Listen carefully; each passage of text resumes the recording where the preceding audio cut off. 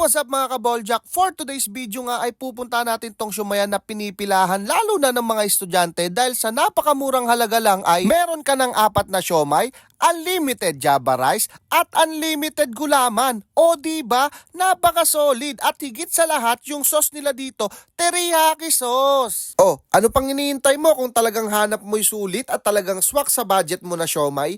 Baka para sa itong video na to. Kaya tara na, let's go! Nandito nga pala tayo sa may Etan Siomai at matatagpuan nyo nga lang pala sila sa may Barangay Ususan, Taguig City. At gilid lang sila ng General Ricardo Papa Memorial National High School at harap lang pala sila ng Johans.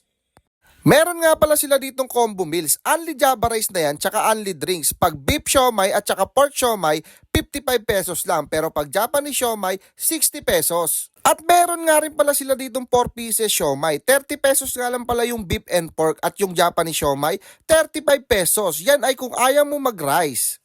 Syempre, ito na yung pinaka-exciting na part. Tikiman na! Lagyan natin. Mas masarap pre pag may ganito. Teriyaki. Ito guys, oh. Pork. Pork siomai.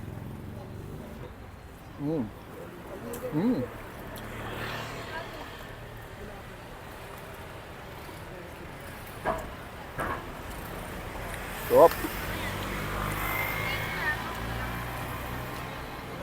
Tumatrap yung siomai, tas yung kanin niya pag may teriyaki.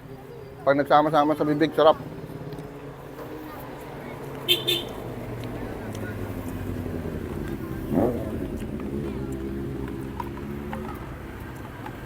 Tingnan natin itong ano, beef.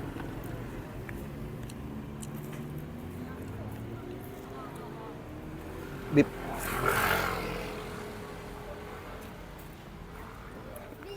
Gabi tayo.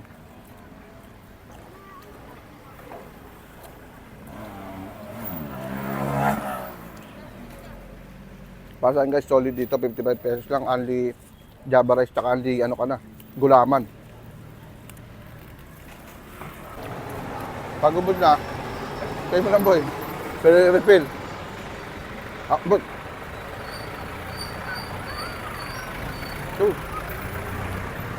Etong ang tropa nating si Nodge TV ay Japanese siomai na naman yung in-order. Naaalala niya daw kasi yung kabataan niya, yung mga pinapanood niyang blurred eh. Japanese yan boy ah. Tapos, hilig mo sa blurred ah. Blurred. Blurred siomai. Oo.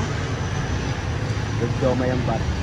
Para sa akin, napaka-solid ng Etan Siomai kasi nga katabi lang siya ng eskwelahan. Bagay na bagay yung pwesto nila dito kasi kaya naman siya tinatangkilik ng mga estudyante kasi nga sa murang halaga na at masarap pa. Nagsimula nga pala yung Etan Siomai namin boss noong October 1, 2023. Tapos matatagpuan kami dito sa may Taguig Barangay Ususan, sa may harapan ng Johans, sa may tabi ng 7-Eleven. Kaya yung mga gustong sumubok, halina kayo sa halagang 55, may only Java rice, may only drinks din. Kaya dito na. Okay, salamat boss. Thank you boss, thank you.